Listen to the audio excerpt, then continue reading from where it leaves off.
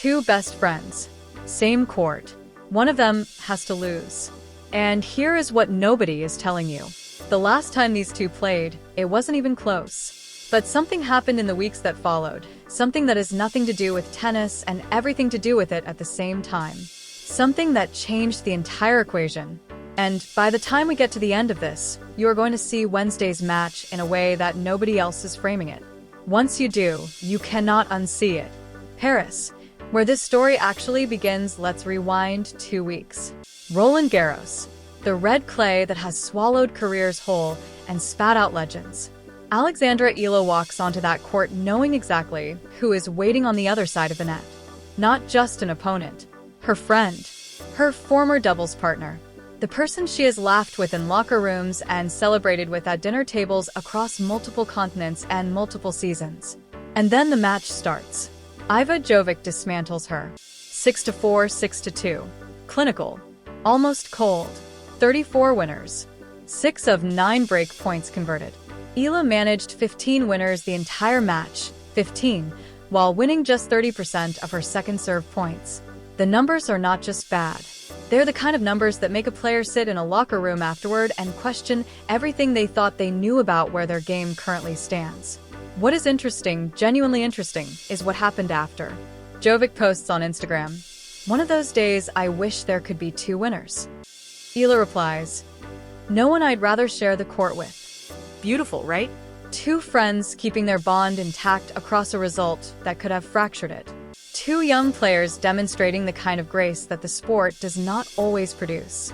But look closer, because those words reveal something much deeper about who Alexandra Eala actually is and what she was already planning before she typed a single character of that reply. The detail that changes everything here is what you have to understand. Eala had already entered Birmingham before Roland Garros even began. Read that again slowly. Before the French Open started. Before the draw was made. Before she knew she would face Jovic. Before the first ball of the tournament was struck. She had already committed to Birmingham. She had already built the plan. She was already prepared, strategically, psychologically, logistically, for an early Paris exit. That is not pessimism. That is not a lack of belief in her own ability on clay. That is ice-cold strategic clarity. A player and a coaching team who looked at the calendar with clear eyes, identified the real opportunity, and constructed a plan around maximizing what came next regardless of what happened on the red clay. The Birmingham grass. The WTA 125 title. The ranking points. The Wimbledon seeding window. That was the target. Paris was a waypoint. The moment that first-round loss was confirmed, there was no spiral. No recovery period.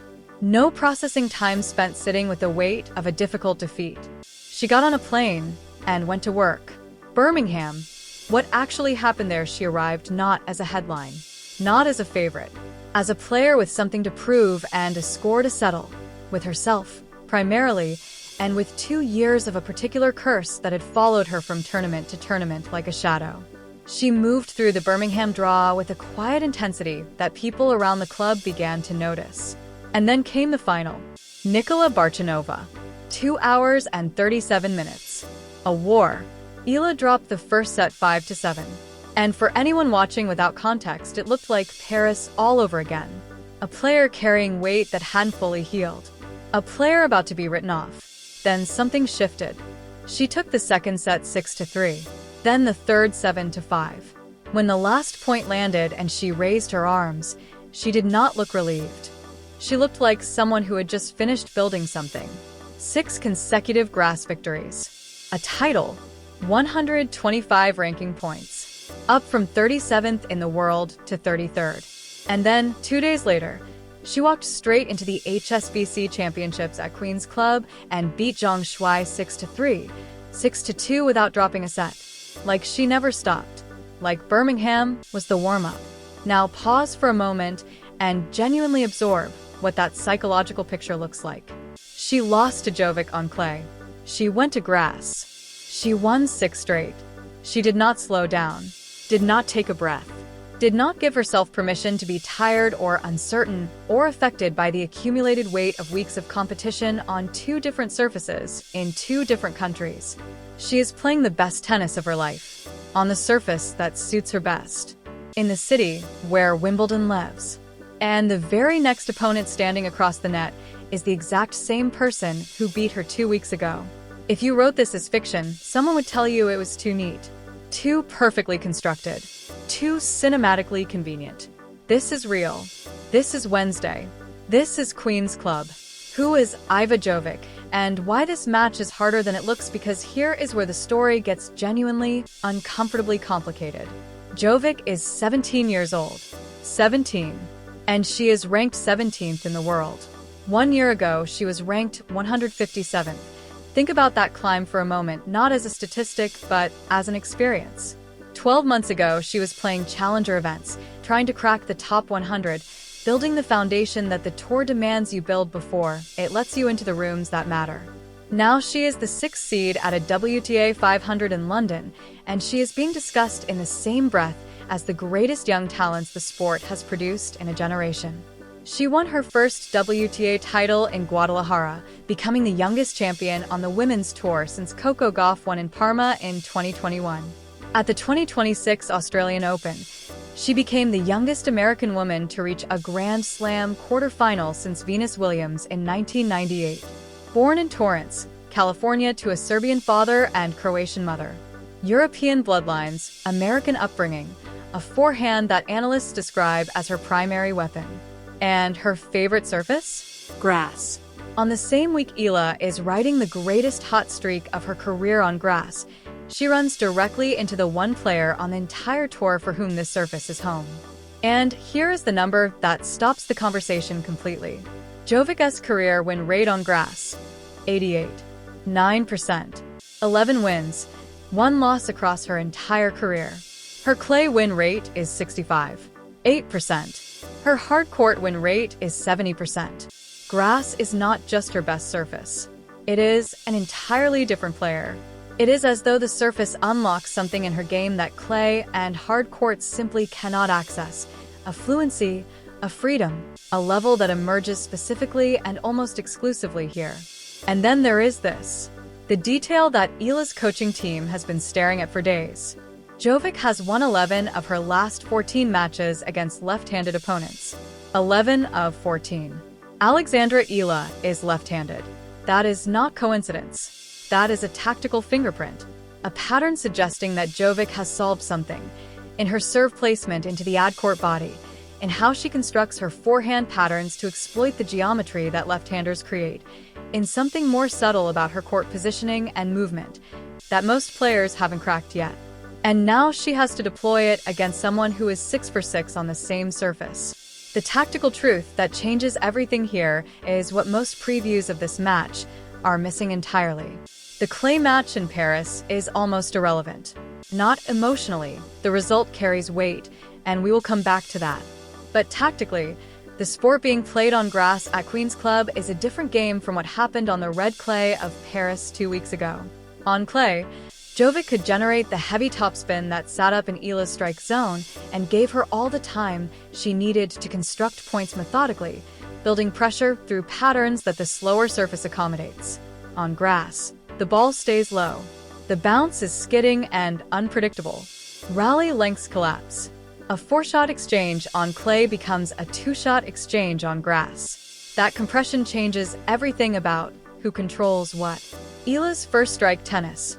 The aggressive returns, the flat winners down the line, the serve +1 patterns she has been executing with surgical precision all week at Birmingham and in her first match here, becomes exponentially more effective on this surface. The slower, heavier game that dismantled Eala on clay requires complete recalibration on grass. The weapons that worked in Paris are partially disarmed in London. And there is one more factor that the numbers cannot fully capture. Jovic has not played a match at Queen's Club yet. Eala has already beaten Zhang Shuai on this exact court. She knows the bounce on this specific surface. She knows the speed. She knows how the ball behaves in the London afternoon light. She owns that stadium right now in a way that Jovic simply does not yet. The revenge factor. What lives underground? People underestimate this in professional sport. Athletes are trained to say the right things publicly, to talk about respecting opponents, focusing on their own game. taking it 1 point at a time. And Eala means every word of it. Her character is genuine. The warmth she showed Jovic after Paris was not performance. But the human element never disappears. It just goes underground. It becomes fuel. It becomes the quiet engine running beneath every practice session and every match since the moment the loss was confirmed. Eala smiled after Paris. She liked Jovic's post. She was gracious and warm and exactly what you would expect from someone with her character and her values.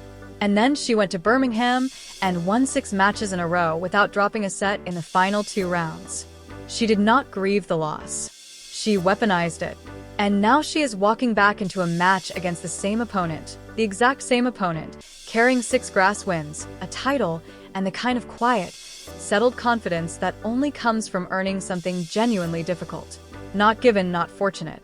Earned, point by point, for 2.5 hours in the Birmingham sun against a Czech player and a 2-year curse, and every reason in the world to fold.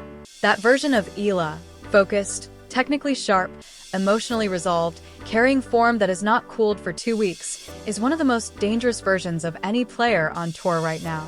Who Eala is under pressure. The evidence understanding what Wednesday means requires understanding who she is when the stakes get largest. Her breakthrough 2025 season included back-to-back wins over Madison Keys, then ranked 5th in the world, and Iga Swiatek, then ranked 2nd, in consecutive matches as a wild card at a WTA 1000 in Miami. She was not seeded. She was not projected to go deep. She was not supposed to be there. She went out and beat 2 of the best players on the planet in consecutive matches. That is not a hot day at the office. That is a fundamental statement about the architecture of her competitive character. That is a player who rises when the stakes get bigger, who locates something extra precisely when the occasion demands it most. The stakes on Wednesday are significant. A win over a top 20 seed on grass in London, 2 weeks before Wimbledon. That is the kind of result that reshapes rankings, changes seedings, and writes the first paragraph of a legacy. What Jovic needs from Wednesday, everything. Because Jovic's trajectory has been so steep, so fast, so publicly documented that the pressure she carries, even unconsciously, even while genuinely enjoying the ride, is immense. When you climb from 157th to 17th in 12 months, the expectations recalibrate around you whether you invite them to or not. The bar moves. The scrutiny intensifies. The question stops being can she break through and becomes can she sustain it? She said it herself before this tournament. Last year's grass court season was a special one for me. I won my first WTA 125 title on grass at Ilkley, broke into the top 100, and then qualified for my first Wimbledon main draw. I really enjoy playing on grass, and I can't wait to be back this year. There is genuine joy in those words. But there is also the weight of context.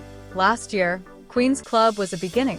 This year, it needs to be something more.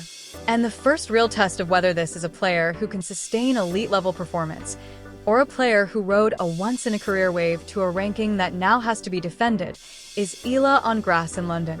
Why you cannot miss this match here is the cruel, beautiful truth about sport.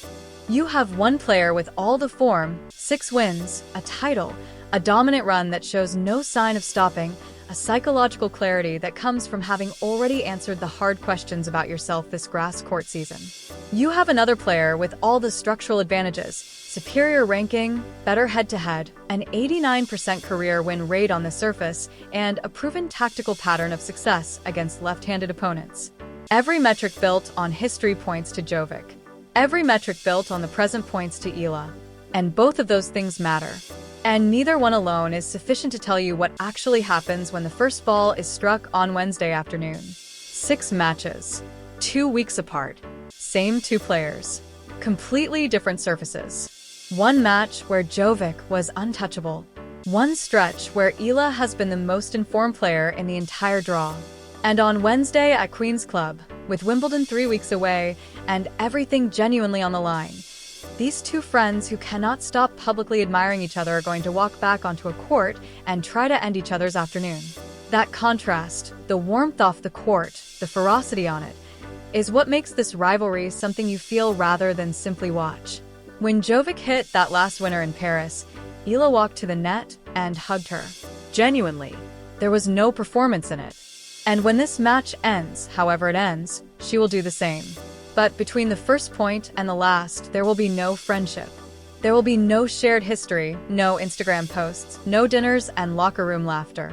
There will only be the ball, the grass, the crowd, and two players in their early 20s discovering, in real time, under real pressure, with everything at stake, exactly who they are. That is not just a tennis match. That is Wednesday. That is Queen's Club. That is the match the 2026 grass court season will be remembered for.